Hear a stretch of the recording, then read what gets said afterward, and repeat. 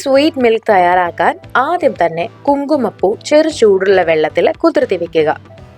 ഇനി ഒരു പാനിൽ അല്പം വെള്ളം തിളപ്പിക്കണം. വെള്ളം നന്നായി തിളച്ചു വന്നിട്ടുണ്ടെങ്കിൽ ഇതിലേക്ക് പാൽ ഒഴിക്കുക.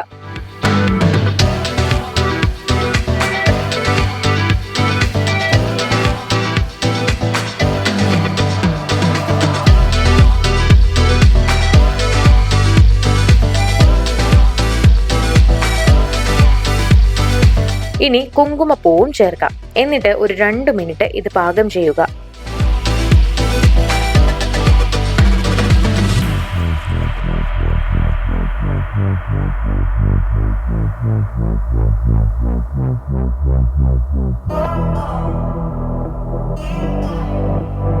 ഇനി ക്രീം ചേർത്ത് ഇത് നിർത്താതെ ഇളക്കി കൊടുക്കണം.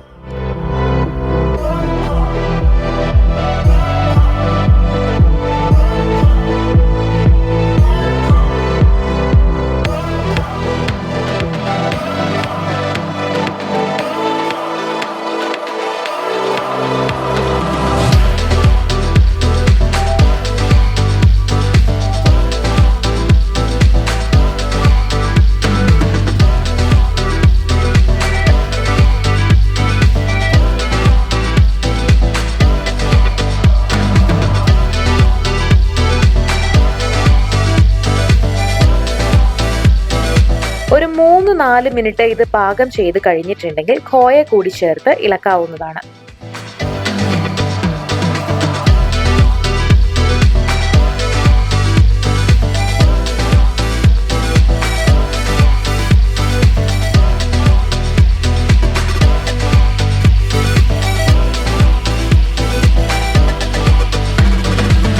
അതിനുശേഷം നുറുക്കി വെച്ചിട്ടുള്ള ബദാം, പിസ്ത, ഏലക്കാപ്പൊടി എന്നിവ ചേർത്ത് ഒരു 3-4 മിനിറ്റ് ഇത് പാകം ചെയ്യുക.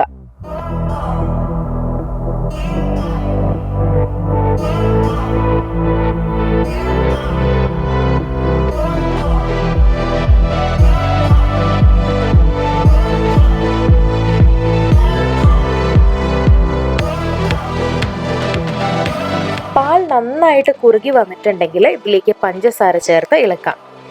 കൈയെടുക്കാതെ നിർത്താതെ ഇളക്കിക്കൊണ്ടേയിരിക്കണം. പഞ്ചസാര അലിയുന്നത് വരെയാണ് ഇളക്കേണ്ടത്.